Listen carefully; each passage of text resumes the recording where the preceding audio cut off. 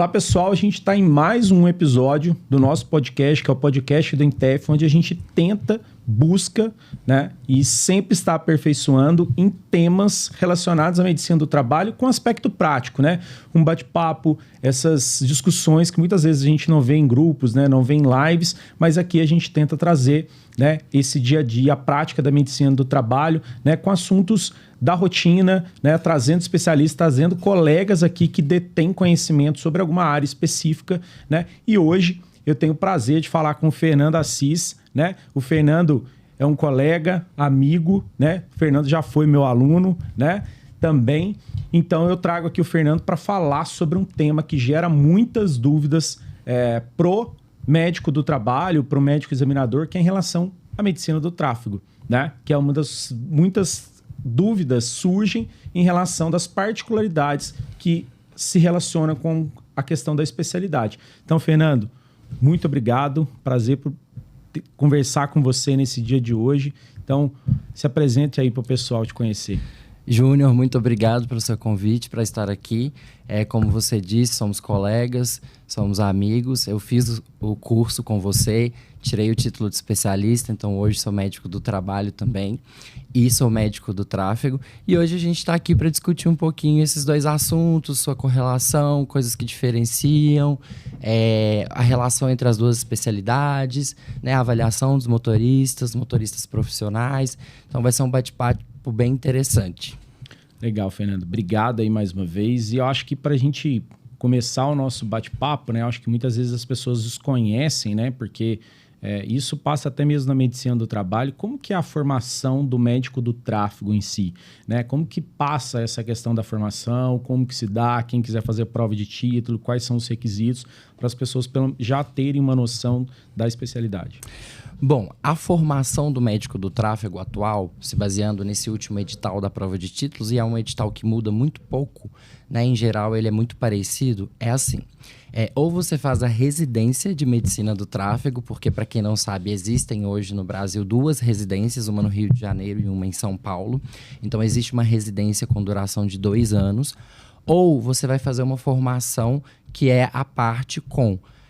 você tem que ter ou uma pós-graduação em alguma área médica, ou uma residência em outra área médica, ou uma especialização, mais o curso de formação que é dado pela Abramet, que é a Associação Brasileira de Medicina do Tráfego. Então, você tem que obrigatoriamente fazer esse curso deles. Mas não adianta fazer só o curso deles. Você tem que ter essa pós-graduação, ou residência, ou especialização à parte.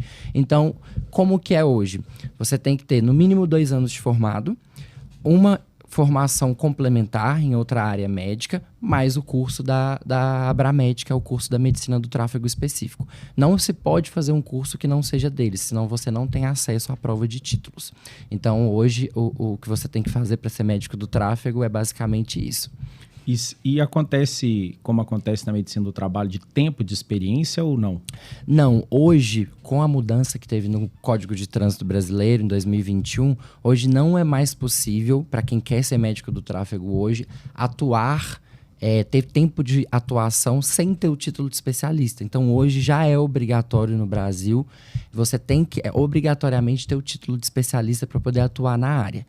As pessoas que fizeram cursos muito antigos de medicina do tráfego, quando tinham cursos reconhecidos na época, elas tinham curso de perito e já podiam atuar, né? Aí sim, elas conseguem comprovar porque elas têm atuação passada, né? Igual foi na medicina do trabalho também. Lá atrás, quando, né, fizeram prova de títulos, quem já tinha o tempo de atuação há muito tempo, eles ganharam, né, assim, o RQE. Não precisou fazer nem prova na época, há mais tempo. Então, para quem quer se formar hoje, não tem como atuar. Hoje é obrigatório para você fazer o cadastro no Detran, para você atuar na área, trabalhar nas clínicas, você tem que ter o RQE. Então, é até um pouco diferente, né? Você primeiro faz a formação, depois que você tira o RQE, que você começa a atuar na área. Então, é um pouco diferente das outras áreas médicas, mas é assim que funciona. Legal, eu acho que é um pouco interessante saber, né, até mesmo para os colegas entenderem todo o processo, como que é feito, como que se dá, né, porque se alguém quiser fazer a questão da formação do especialista, eu acho que é interessante você saber para não muitas vezes perder tempo, né?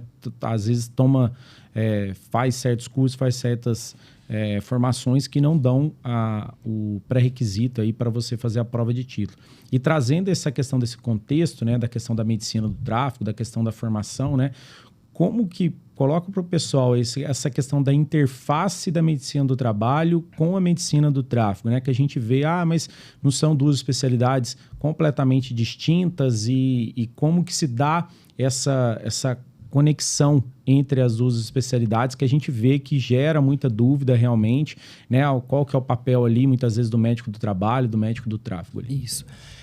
A medicina do trabalho e a medicina do tráfego são muito amplas, né? Porque às vezes a gente restringe muito. A medicina do trabalho vai muito para a questão da promoção, prevenção, proteção da saúde dos trabalhadores.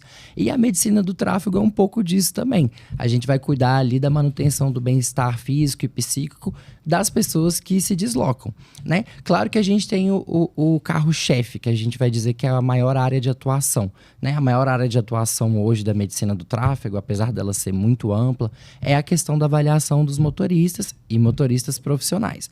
Na medicina do trabalho, o que mais a gente tem é a questão dos exames ocupacionais, apesar da gente ter gestão, perícia, muitas outras áreas, docência, ensino, mas a questão dos exames ocupacionais é o que a gente fala que é o que tem mais, tem um maior número, uma gama maior de atuação, para você conseguir atuar, entrar, trabalhar. E na medicina do tráfego é a mesma coisa, a gente atua mais com os motoristas, mas existem diversas outras áreas da medicina do tráfego.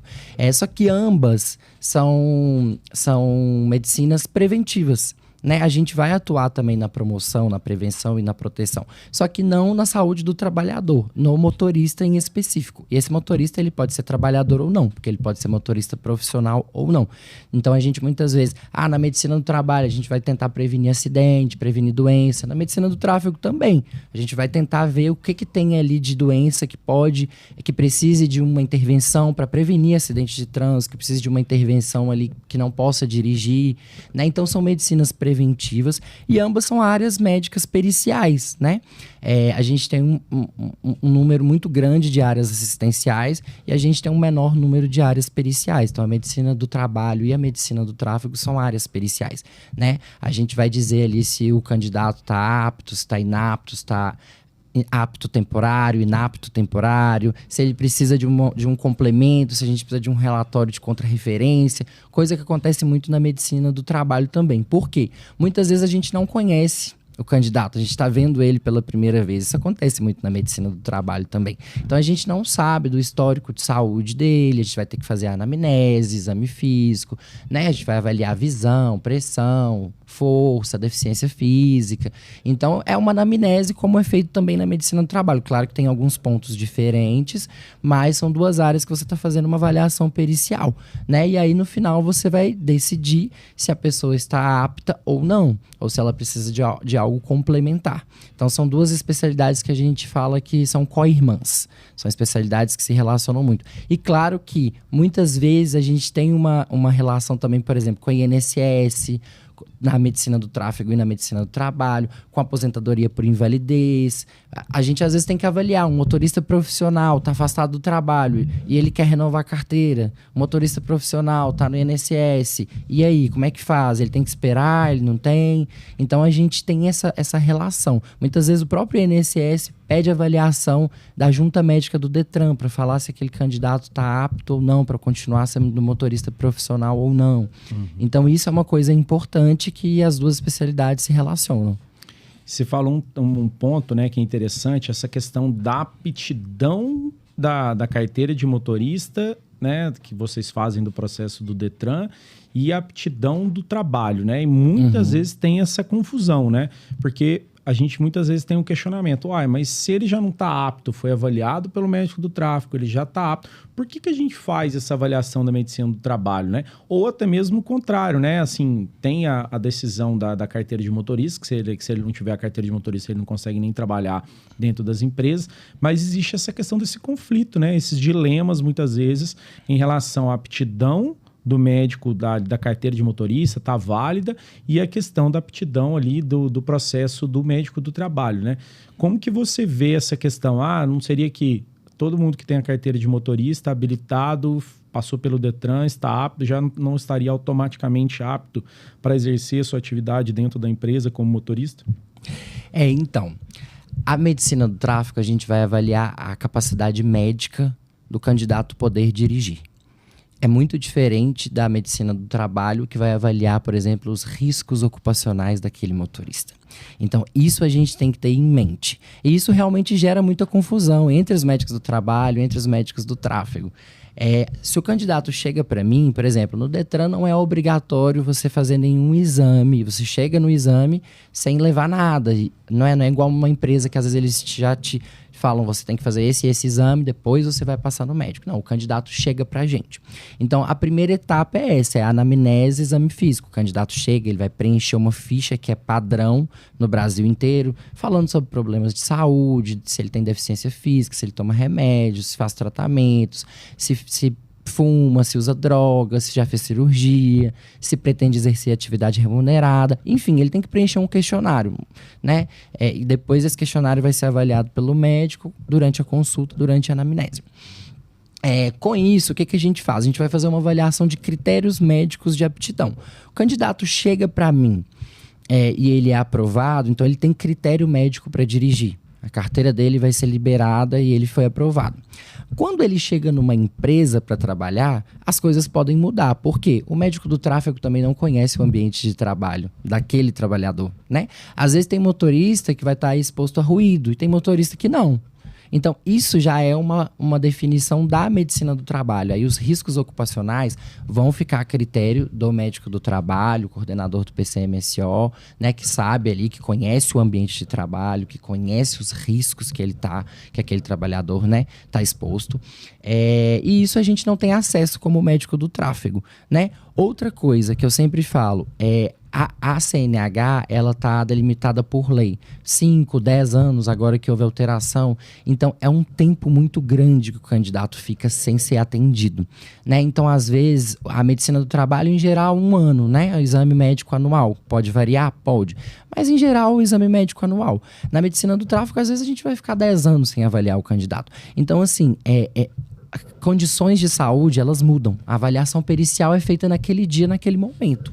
Ele pode estar apto naquele momento. E daqui a 1 ano, quando ele for trabalhar numa empresa, será que ele está apto? Será que apareceu alguma doença que antes ele não tinha ou que ele não sabia e que não foi vista no exame?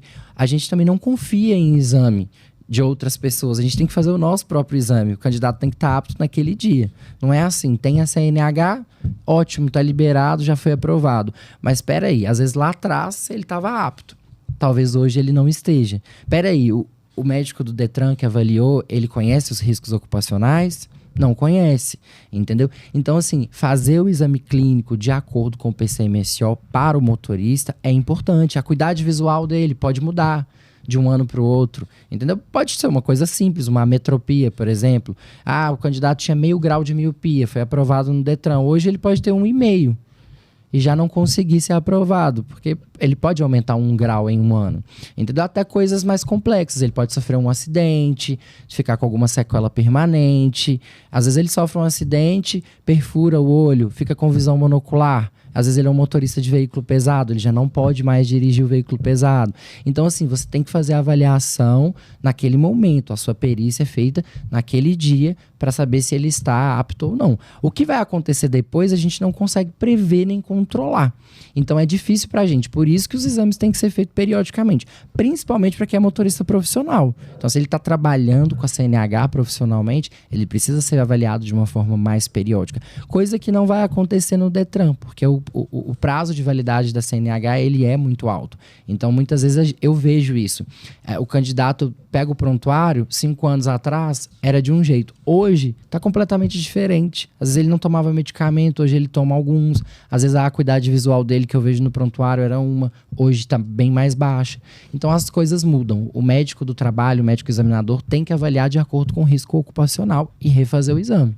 Eu acho que é isso que você colocou, né? Que a gente sempre discute a questão do contexto de avaliação, né? Que muitas vezes as pessoas, ele tem carteira remunerada, né? Já está a especificação, às vezes, na carteira de motorista, mas qual que é o contexto desse trabalhador? Há quanto tempo que ele foi avaliado, né? Então você, como você, médico examinador ou médico do trabalho que vai fazer a conclusão daquele exame, você precisa questionar, né, se ele teve alguma mudança, algum tipo de alteração, né, alguma patologia, alguma doença crônica, alguma condição ali de saúde que possa prejudicar, e é o que eu falo para muitos colegas, né? Às vezes o cara coloca, não, mas eu não sinto dificuldade, né? Eu não tenho limitação, eu consigo exercer da melhor forma, eu já dirijo há muito tempo, né? Então, assim, isso para mim não gera nenhuma questão de implicação, né? E eu acho que aí entra uma questão de uma criticidade ali para o médico avaliar do ponto de vista técnico, sem levar em consideração, ok, ele já dirige, mas assim, do ponto de vista do risco mesmo, ele tem limitações, né, de campo visual, de acuidade, visão de profundidade, tem doenças crônicas relacionadas àquela questão do trabalhador que geralmente gera uma aptidão, gera uma restrição, uma inaptidão, gera uma restrição para esse trabalhador. Então, o que eu acho que é importante a gente, como médico do trabalho, não ficar refém somente da carteira de motorista por isso, né? Pelo tempo que ele demora para ser avaliado pelo médico do tráfego e automaticamente também as particularidades que se tem no contexto laboral. E, Fernando, falando um pouco dessa questão do contexto, né? Eu vejo que muitos colegas médicos examinadores têm essa dificuldade. Ele chega para mim, ele tem carteira, está atividade remunerada, mas ele, como você disse, ele teve um acidente, está com uma visão monocular e vai exercer atividade remunerada, né? E aí ele não consegue exercer, mas aí ele fala para a empresa, eu tenho uma carteira aqui, minha carteira está válida, né? Como que funciona? Qual que é o papel ali do médico, né? Por mais que ele tenha a carteira, né, já remunerada, já especificada, o que o médico ele pode fazer, né? A gente sabe que a aptidão vai ser definida por ele, mas assim, o que ele pode orientar o trabalhador? Qual que é o melhor passo? Você tem que voltar no Detran, agendar uma nova consulta. Qual que é esse fluxo melhor para o médico orientar o trabalhador? Olha, se o trabalhador já tem a CNH, por exemplo, ele tem CNH-D, trabalha como motorista de transporte coletivo, motorista de caminhão, e ele, vamos dar exemplos que eu acho que fica mais fácil. Ele tem a CNH-D e só vai vencer daqui a 3 anos. Então, vamos supor que ele foi avaliado 2 anos atrás. E hoje, por exemplo, ele sofreu um acidente há 6 meses atrás e ficou com uma sequela de visão monocular. Sofreu um acidente, teve perfuração no olho, enfim, ficou com sequela de visão monocular. Ele tem a CNH-D, válida por mais 3 anos. Só que essa CNH-D foi liberada 2 anos atrás. Então, assim, esse exame que ele fez, ele estava apto há 2 anos atrás.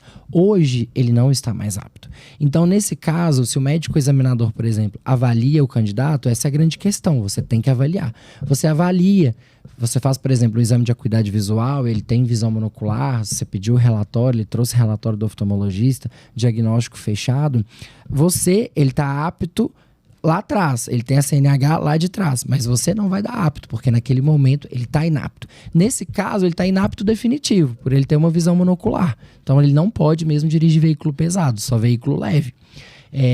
E aí, o que você pode orientar esse trabalhador? Olha, o ideal seria você retornar, né, ao Detran, refazer o exame, e essa CNH tem que ser rebaixada. Ela vai ter que passar de D, por exemplo, para B, né? Muitas vezes o candidato não vai fazer isso, porque ele, por conta própria, não vai falar assim, eu não quero, porque ele quer a decisão, ele quer que seja dele, mas na avaliação o médico vai decidir de acordo com os critérios médicos, né, da legislação.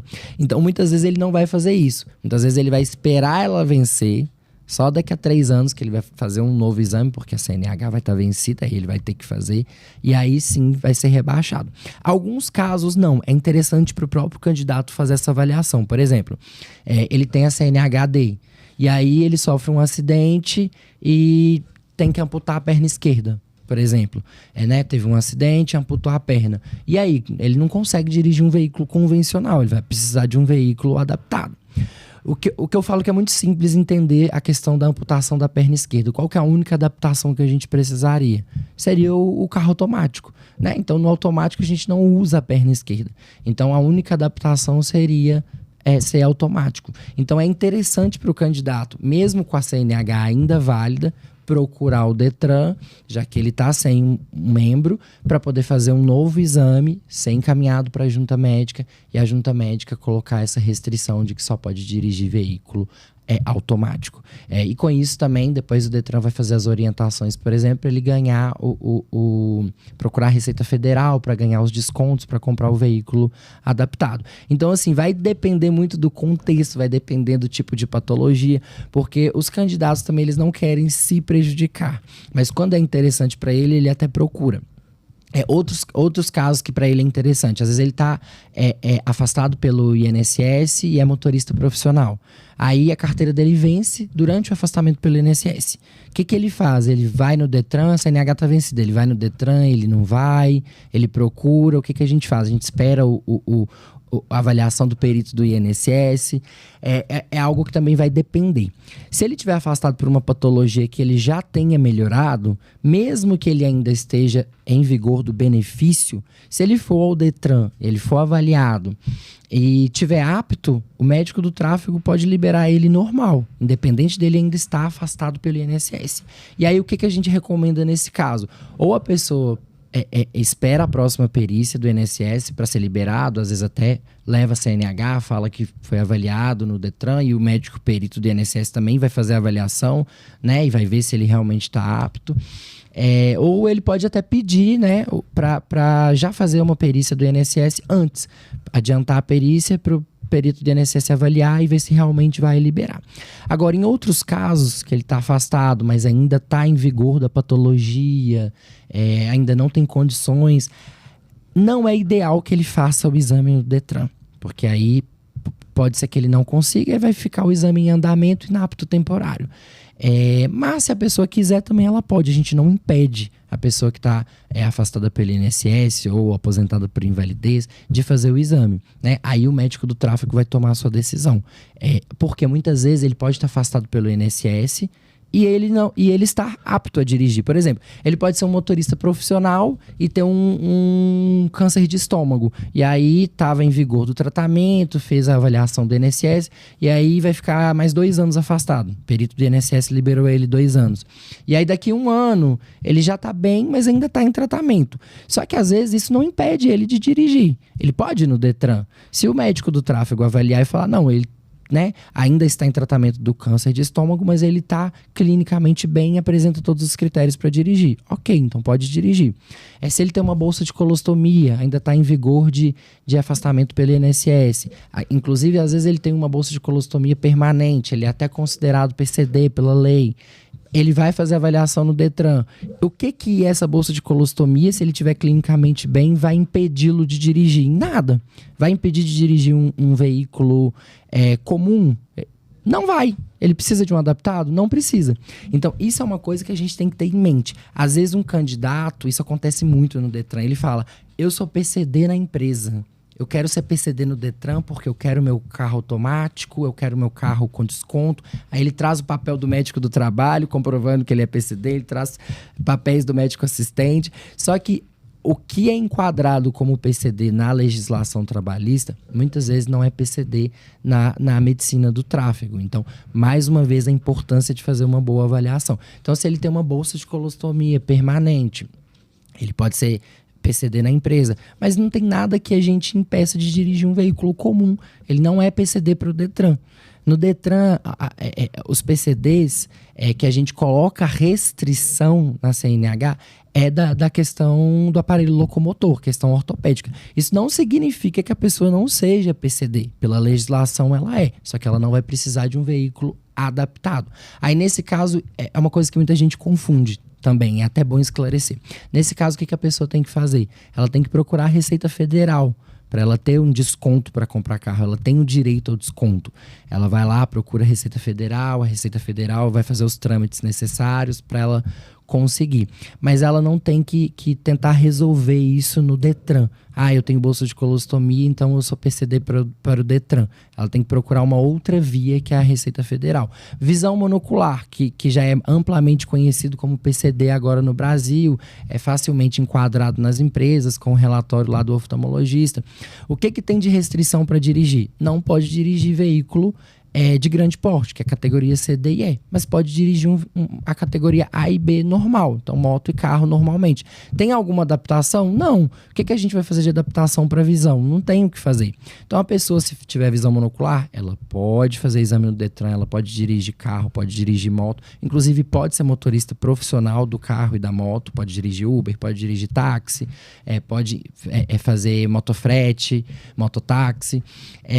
Só que ela é enquadrada como PCD pela legislação, mas não tem uma adaptação. A gente não coloca na carteira nenhuma restrição por isso, entendeu? E uma das coisas que você colocou, que eu queria que você comentasse com o pessoal, é a questão que muitos colegas têm dúvida em relação à questão dos critérios, né? Muitas vezes que são critérios ali absolutos para não exercer atividade remunerada, né? Então, por exemplo, você vê que ele está inapto ali pela CNH e ele vai chegar na empresa para exercer algum tipo de atividade, né? Você vê que a questão da atividade remunerada, né, relaciona somente com ser atividade remunerada ou tipo de veículo. Porque, por exemplo, ele pode ter uma carteira B, né? Ele pode ter sido rebaixado para B no Detran e ele vai exercer atividade remunerada na empresa B, né? Então ele não tem essa restrição, esse impeditivo, né? Então isso é possível dele realizar atividade, né? Mesmo que ele tenha sido rebaixado, né? Porque muitas pessoas pensam assim, não, remunerado é só caminhão, né? Mas não, ele pode exercer uma atividade remunerada através de veículo de passeio, né? Então ele exercer essa atividade. Então acho que isso que é um ponto que o médico do trabalho precisa ter essa consciência, do médico examinador ele ter essa consciência que o processo de avaliação, você tem que pensar muito mais na condição, né? No tipo de atividade que ele tem ali, né? Foi interessante você comentar isso, porque no passado, há muitos anos atrás, existiam condições médicas que impediam a pessoa de exercer atividade remunerada. E isso caiu. Só que a gente ainda tem a sociedade ainda tem, inclusive os médicos ainda têm isso na cabeça. Por exemplo, tenho visão monocular, não posso exercer atividade remunerada. Há muitos anos atrás era assim, né? Já tem muito tempo que isso caiu, né? Foi uma decisão, inclusive, judicial, de que se a pessoa está apta para dirigir aquela categoria no exame médico, ela tem que fazer para exercer a remunerada o exame psicotécnico e também ser considerada apta. Então, hoje, não existe, isso é uma coisa importante para deixar claro, para qualquer médico do trabalho, qualquer médico examinador, não existe uma condição médica que a pessoa esteja apta para dirigir um veículo e esteja automaticamente inapta para exercer atividade profissional. Então, por exemplo, tem visão monocular? Não tem diagnóstico de visão monocular? Não pode exercer atividade remunerada. Isso não existe. Tem epilepsia? Não pode exercer atividade remunerada. Tem esquizofrenia? Não pode exercer atividade remunerada. Não, isso não existe. Nossa, mas a pessoa que tem epilepsia pode exercer atividade remunerada? Sim, desde que ela seja aprovada no exame médico e aprovada no exame psicotécnico. E como que é esse exame? Porque os exames mudam de acordo com algumas patologias. A questão da epilepsia, é obrigatório que a pessoa tenha, pelo menos, se ela estiver em vigor de uso de medicação, de anticonvulsivante, ela tem que ter pelo menos 1 ano sem crise convulsiva, ela tem que estar pelo menos 1 ano tratando com o mesmo médico, tem que ter alta aderência ao tratamento, relatório de contrarreferência para saber como é que está a questão da evolução, prognóstico, né? E além disso, tem a redução da validade da CNH. Mas se ela estiver apta no exame médico, o médico não pode impedir. Você tem epilepsia, você não pode exercer atividade remunerada. O médico não pode impedir isso. Se ela estiver apta no médico, ela tem que passar pelo psicotécnico também. Aí a psicóloga vai avaliar outros fatores, entrevista psicológica, atenção, concentração, personalidade, vários testes, né, impulsividade. Então vai fazer todos os exames psicológicos. Se ela for aprovada naquele exame psicológico, ela pode exercer atividade remunerada com aquela categoria. Então não pense, tenho diagnóstico X, não pode exercer atividade remunerada. Isso não existe mais. Esquizofrenia. Nossa, a pessoa esquizofrênica, ela pode dirigir? Pode. Somente categoria B, igual é com a epilepsia. Só que também tem uma série de critérios na legislação. Tudo isso é pautado em critério científico. Existem diretrizes, existem estudos, né? A pessoa só pode dirigir a carteira B e ela tem que ter vários critérios. Na esquizofrenia, pelo menos 6 meses sem surto psicótico, alta aderência ao tratamento, relatório de contrarreferência, redução do prazo de validade. Por exemplo, se ela tem 30 anos, seria até 10 anos de CNH, a diretriz fala que o recomendado é no máximo 3 anos para quem é esquizofrênico. Então, às vezes, o médico vai avaliar e vai decidir se quer dar 1 ano, 2 anos, 3. É a critério médico, o prazo de validade. Mas é recomendado que não se ultrapasse 3 anos para esquizofrênico. Se ele passou no exame médico, vai fazer o exame psicotécnico. Se ele for aprovado, ele pode exercer atividade remunerada, com a CNH-B, nesse caso. E eu acho que uma das coisas que eu vejo muitos colegas, né, médicos examinadores, médicos do trabalho, é verificando, né, seguindo automaticamente, ele tem uma carteira de motorista válida, tem para a categoria, tem atividade remunerada, automaticamente ele aqui na empresa ele vai conseguir fazer o processo de avaliação, né? E não é. Você pode contestar, né? Diante da minha avaliação, do médico do tráfego colocou ele como apto para essa atividade remunerada, mas eu acho que, diante do contexto aqui, do tipo de carro que ele, né, do tipo de veículo que ele conduz, né, eu acho que ele não tem critérios para aptidão, né? Ou se ele vai exercer essa questão da aptidão, ele vai exercer de forma restrita, né? Ele vai fazer como que a gente faz, né, dentro das empresas, né? Ele vai exercer uma atividade aqui de manobra dentro do pátio, né? Ele não vai dirigir veículos grandes, né? Ele não vai manusear, né? Vai conduzir veículos de grande porte em estradas, né? Eu acho que então essa que eu acho que é a primeira consciência, né? Não ficar nessa aptidão automática de que o médico do tráfego avaliou, né? Colocou meio independente do tempo, até mesmo que ele renovou. Eu renovei tem X tempos atrás, né? Eu não estou apto, né? Então, eu acho que isso que passa um pouco do médico do trabalho, do médico examinador. Você colocou algumas condições. Eu queria que você falasse, né, em relação as patologias, né, que vocês têm que são mais críticas, né? Que você colocou epilepsia, a questão do monocular, assim, se você puder fazer um apanhado de doenças assim, que são mais críticas para vocês e as questões do fluxo de avaliação. Ótimo. As doenças mais críticas para a gente hoje é epilepsia, esquizofrenia e Parkinson. Vou colocar Parkinson porque tem uma diretriz recente. São 3 diagnósticos que você já só pode dirigir a CNH-B. Independente de você estar bem, por exemplo, tenho epilepsia, mas não tenho crise há 10 anos. Mas se você tem esse diagnóstico, você só pode dirigir a categoria B. E aí tem uma série de critérios, como eu comentei. Esquizofrenia, mesma coisa, só CNH-B. E uma série de critérios, relatório de médico assistente. Parkinson, você comentou dessa questão de avaliar na empresa e tudo mais, eu lembrei de um caso. Um paciente foi avaliado 3 anos atrás, CNH-D liberada. Nesse meio tempo, ele desenvolveu Parkinson. Teve o diagnóstico e tudo mais, mas ainda era um Parkinson inicial, mas o diagnóstico em si de Parkinson, pela legislação atual, pela diretriz e pelos estudos, você só pode dirigir a CNH-B. Então, o médico do trabalho avaliou na empresa, viu que tinha ali uma suspeita, pediu o relatório, viu que a pessoa tinha Parkinson. Só que o médico do trabalho da empresa não sabia se aquilo poderia ou não continuar dirigindo. Entrou em contato com a medicina do tráfego e aí a gente mandou a diretriz e explicou, não, infelizmente o Parkinson não pode mais dirigir CNH-D. Então é um paciente que para a medicina do trabalho está inapto, mas ele ainda tem a CNH válida, mas quando ele for renovar, obrigatoriamente vai ter que rebaixar. Então Parkinson hoje só pode dirigir CNH-B. Visão monocular, só pode dirigir categoria A e B. Estrabismo, por quê? Só A e B. O estrabismo, pela legislação, você tem uma maior dificuldade na visão estereoscópica. Então, a visão de profundidade ela fica um pouco prejudicada. Então, para você dirigir um veículo pesado, que é um veículo maior, um veículo às vezes longo, categoria C, D e E. Você não pode dirigir se você for estrábico. Nossa, mas tem candidatos que têm uma visão plena. acuidade visual 20/20 em cada olho. Mesmo assim ele não pode? Mesmo assim ele não pode, porque aí a visão estereoscópica ela está prejudicada. Então existem algumas doenças que, infelizmente, o diagnóstico já determina se pode dirigir ou não aquela categoria, independente da evolução do quadro. Isso é baseado em estudo mesmo, né? É científico. Então, a gente faz a avaliação assim. A gente tem que fazer anamnese e exame físico. Medicina do trabalho e medicina do tráfego. A coisa mais importante é a anamnese e o exame físico. E a coisa mais negligenciada, que é o que a gente vê por aí.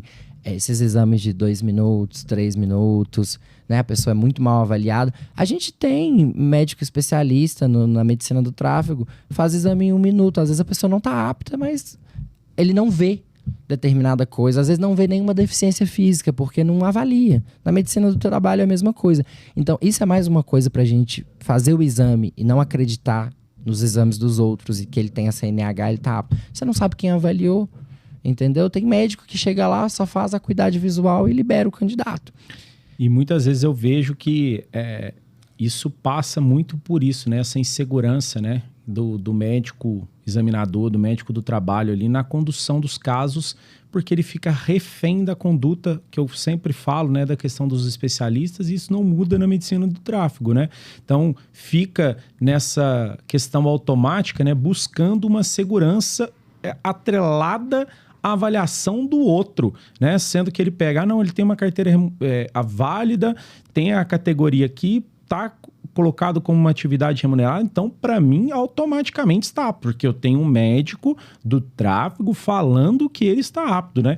Então automaticamente ele coloca isso como uma aptidão. Isso é um dos grandes riscos, né? Porque o seu parecer final no atestado de saúde ocupacional, a aptidão vai ter que ser sua. Então, cabe a você questionar isso, fazer um exame físico como você colocou. Você não sabe como que o colega ali avaliou, como foi o processo dele no processo, né, na investigação, se ele pediu o exame complementar, se não pediu. Às vezes o paciente até mesmo omitiu, né, o candidato ali, a questão da CNH. Então, eu acho que isso que a gente precisa entender, que eu sempre falo, não fique refém de processo de avaliação de especialista, independente de qual seja a especialidade. A gente tem que ter argumentos, e como que a gente vai ter esses argumentos? Através de uma anamnese, exame físico, da gente ter uma boa avaliação clínica, da gente fazer um bom registro do prontuário e conhecer o ambiente laboral, né? Porque eu vejo que as pessoas ficam automaticamente nesse fluxo, né? De aptidão do colega, automaticamente é minha aptidão também, porque ele é o especialista naquela área, né?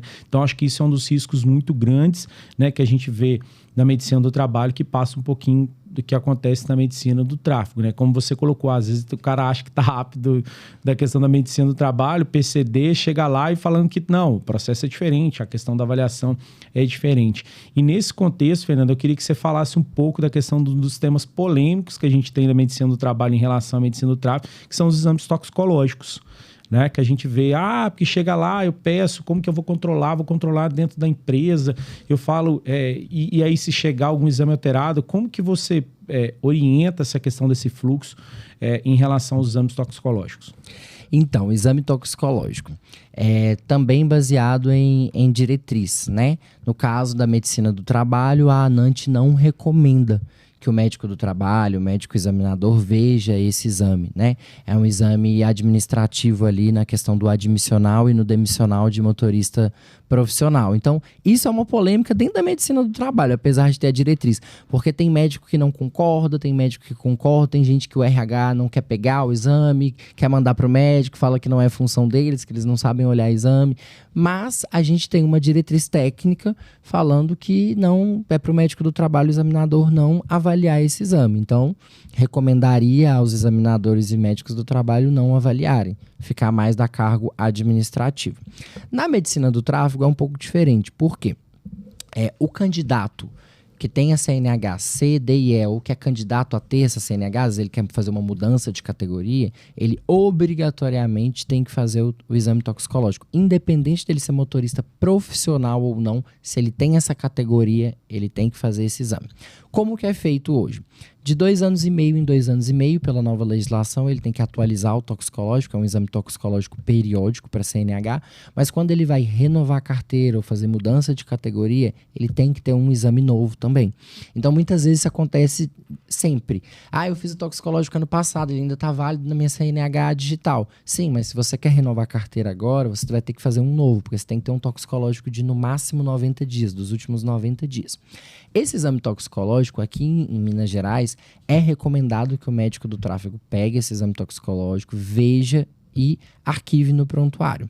Só que nós, enquanto médicos do tráfego, a gente não tem o poder de alterar esse exame. Por exemplo, se vem tudo negativo, ele fez o exame no laboratório, leva o resultado. Se veio tudo negativo, eu consigo liberar a carteira normal. Se o exame vem com algo positivo, por exemplo, veio positivo para codeína. Às vezes ele tomou lá paracetamol mais codeína, teve uma dor de coluna e foi no médico, tomou o medicamento. O exame toxicológico, ele pega a codeína. Então, ele pode vir positivo para codeína. Se ele me traz esse resultado positivo para codeína, o que eu faço? Eu tenho que orientá-lo, mas eu não consigo liberar esse exame. Ele tem que ter obrigatoriamente uma receita de que foi prescrita essa codeína. Ele tem que levar essa receita no laboratório que ele colheu o exame, para que o médico revisor do laboratório altere no sistema dele de que foi comprovado de que houve o uso de codeína por tratamento médico. Então, assim que funciona. A gente vê o exame, mas a gente não tem poder nenhum de alterar. Até mesmo outras coisas que podem ter ali, até mais pesadas, mas que ele ainda pode dirigir morfina, algumas anfetaminas que às vezes faz algum tratamento, TDAH, e que pode aparecer no exame, a gente não consegue alterar e não consegue liberar. Quando você vai lançar o exame, aparece alteração no exame toxicológico, você não consegue liberar a carteira. Então, o laboratório também tem que entrar nesse meio e o médico revisor do laboratório tem que fazer essa alteração no sistema dele, já que ele lança diretamente na base de dados, né? E a gente não consegue lançar esse exame na base de dados. Então, no Detran, a gente acaba vendo o exame, não tem problema, arquivado no prontuário médico. Já na medicina do trabalho, não. Eu vejo muito isso, né? Essa questão de que os médicos às vezes recebem isso, né? Deu o exame alterado, o que eu faço, né? É o que eu sempre oriento para os colegas médicos examinadores do médico do trabalho. Esse fluxo de avaliação de exame toxicológico não tem que ser feito via medicina do trabalho, né? Porque diante de uma alteração de um resultado, né, positivo, você vai ter que tomar alguma conduta ali, né? Então, quando você coloca a medicina do trabalho dentro desse fluxo de avaliação de exame toxicológico, você gera toda uma cadeia de ações ali através do médico, né, do trabalho, o médico examinador que está realizando aquele exame. Então, por isso que essa questão do controle, né, dos exames toxicológicos sejam feitos de forma administrativa, né? Se ele está positivo, se ele está negativo, seja feito lá, porque é uma avaliação muito simples, né? Se é positivo, né, não está liberado, se está negativo, está ok, né? Então, acho que isso é uma das grandes dúvidas, né, que eu vejo, que o que eu faço diante de um exame alterado? Porque, como você disse, a gente pensando na carteira remunerada, ele não vai pegar um exame toxicológico e levar no Detran, falar que ele tem um exame toxicológico positivo que vai mudar a carteira dele ou vai suspender a carteira dele, né? Então, eu acho que aí passa alguns dilemas, até mesmo éticos, que a gente vê na medicina do trabalho junto com a medicina do tráfego, né? Então, muitas vezes, quando o exame dá positivo, por exemplo, deu positivo para cocaína, ou o candidato ele não leva o exame, então fica em andamento e a gente nem fica sabendo. Só que ele fica sem a CNH. O CNH venceu, deu ele positivo para alguma coisa que não pode, e ele vai ficar sem. Mas muitas vezes acontece também, o candidato ele não vê o resultado. Ele leva o exame fechado, ele só te entrega. E aí quando você abre e vê, você fala, veio positivo para cocaína. Aí existem duas condutas. Ou o candidato fala que não usou, e aí você tem que orientar que ele tem direito a uma contraprova, né? Às vezes pode ter acontecido algum erro e tudo mais, ele tem direito a uma contraprova no laboratório. Ou então o candidato fala, realmente usei, apareceu, mas já tem um tempo. Aí a pessoa não pode dirigir por pelo menos 90 dias e ela tem que repetir o exame no mínimo 90 dias depois. Quando é uma alteração muito alta, às vezes 90 dias não é o suficiente, tem que esperar aí 6 meses. Quando é uma coisa mais baixa, 3 meses, né, os 90 dias já consegue negativar. Mas mais do que isso é orientar sobre o uso de droga, né? Porque comparando a droga lícita com a ilícita, por exemplo, você pode ali beber socialmente no final de semana, mas você não pode dirigir. Mesma coisa eu vou falar pro candidato, eu nunca vou estar com você. O certo é você não usar droga. Droga é ilícito, mas você nunca pode usar droga e dirigir. A mesma coisa com o álcool. Então, dependendo se você avalia a pessoa e ela não tem nenhum sinal de dependência, você tem que fazer as orientações para ver se ela consegue parar. Mas ela não pode dirigir durante aqueles 90 dias. Então, orientar também faz muito parte do nosso processo, tanto na medicina do trabalho quanto na medicina do tráfico. Porque muitas vezes você avalia o candidato, ele está apto, né, clinicamente, ele apresenta todos os critérios, mas ele tem um exame positivo. Então, também você não vai... A sua aptidão não vai ser só por aquele exame. A mesma coisa na medicina do trabalho. Às vezes a pessoa está apta, é liberado, mas chega lá no RH, tem um exame positivo. E aí? Então, na medicina do tráfego, aí não tem como liberar. Eu acho que essa questão dos exames toxicológicos, né, que eu coloco muito as pessoas querem fazer bafômetro, né, exames toxicológicos dentro da empresa, isso é um risco muito grande, né, porque a gente tem que entender, né, como a questão do uso, né, das drogas como uma questão de saúde pública, muitas vezes com uma questão ali de uma doença crônica, né? Uma dependência química, muitas vezes, que você vai precisar de um programa, todo um contexto de avaliação ali, que não simplesmente é um exame somente toxicológico, né? Você vai ter que ter psicólogos, assistentes sociais, como que você vai conduzir frente aquele achado positivo, seja num bafômetro, num exame toxicológico especificamente. Então, eu acho que esse que é o grande problema. Quer fazer processo de investigação, de bafômetros, exames toxicológicos? Ok, então vamos estruturar um programa, né, de álcool e drogas dentro da empresa, bem estruturado, com profissionais, né, com psicólogo, assistente social,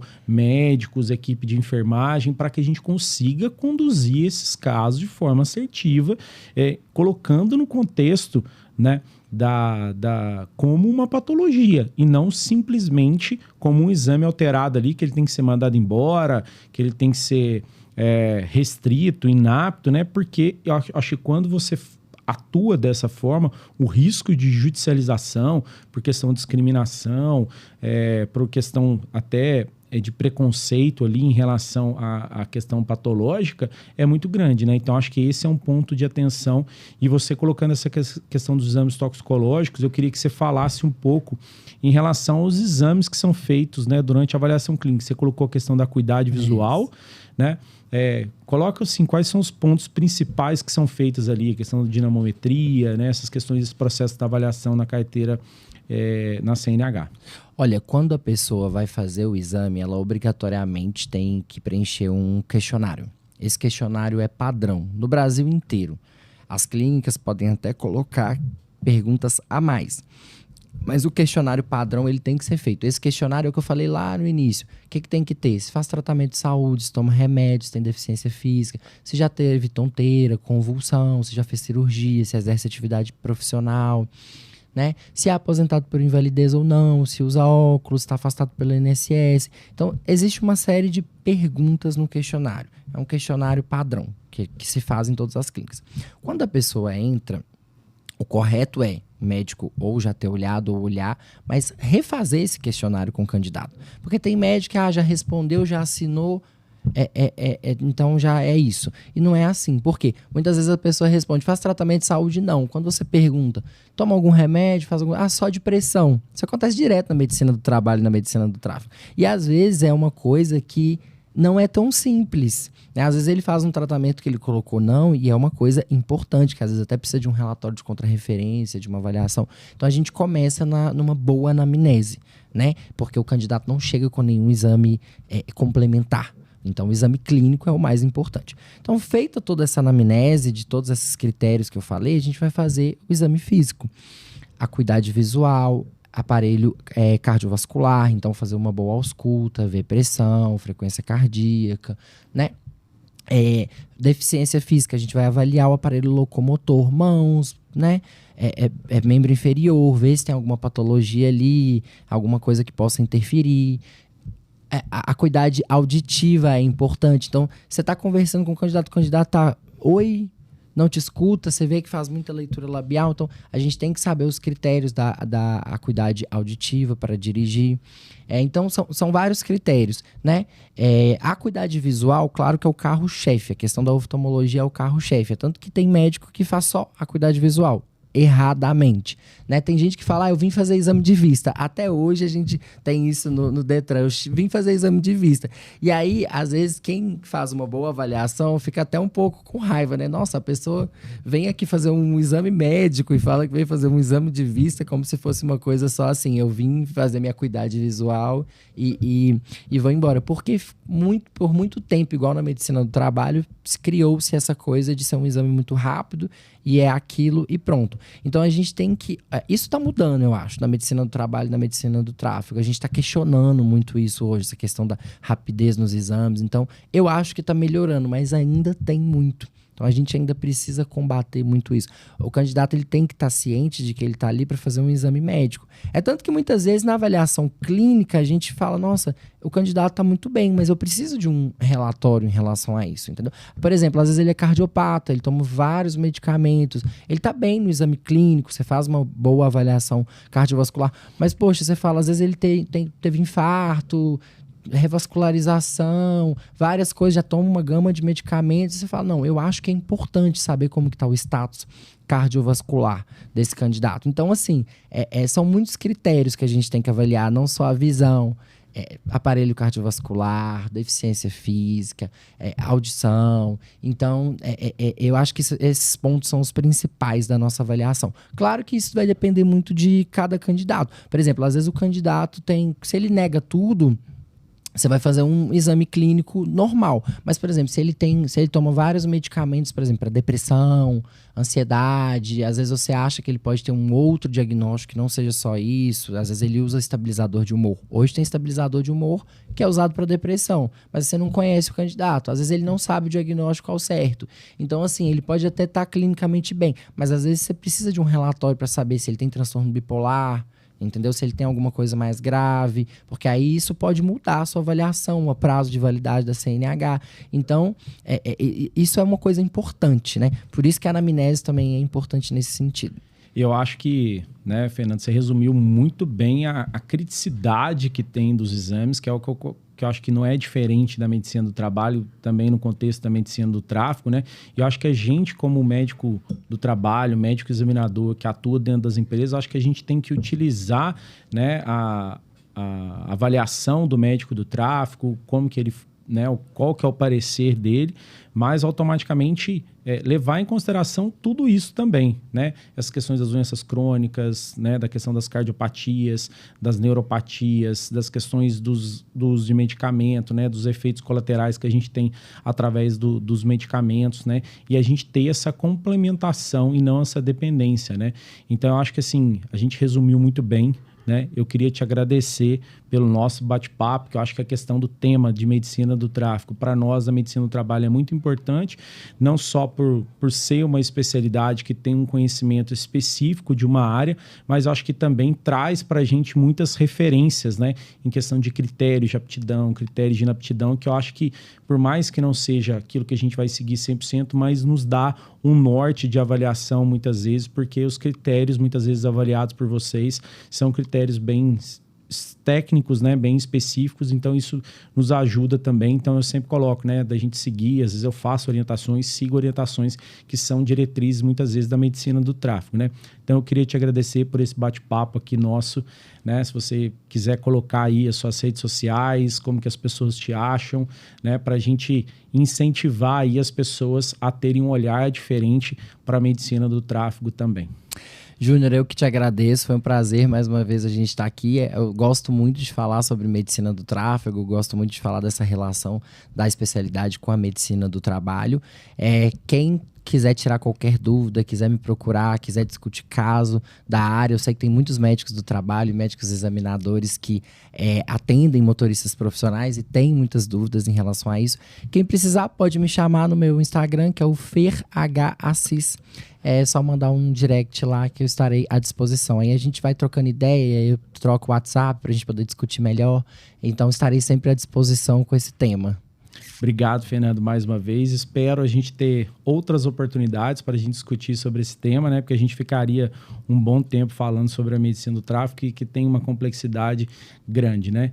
Pessoal, então era isso. A gente encerra por aqui mais um episódio do nosso podcast, que é o podcast do Intef, que hoje a gente falou sobre a medicina do tráfico, as particularidades, as nuances que tem diante dessa especialidade que vem crescendo cada vez mais e vem se tornando, né, um ponto, né, de atenção para nós da medicina do trabalho como uma referência, como pontos de avaliação. Então, eu agradeço você. Quem não está inscrito no canal pode se inscrever, né, fazer parte do nosso canal, compartilha, comenta aqui. E se você quiser sugerir algum tema ou algum profissional, também pode colocar nos comentários que a gente vai fazer essa prospecção aí para trazer o profissional para a gente falar aqui. Muito obrigado e até o nosso próximo episódio.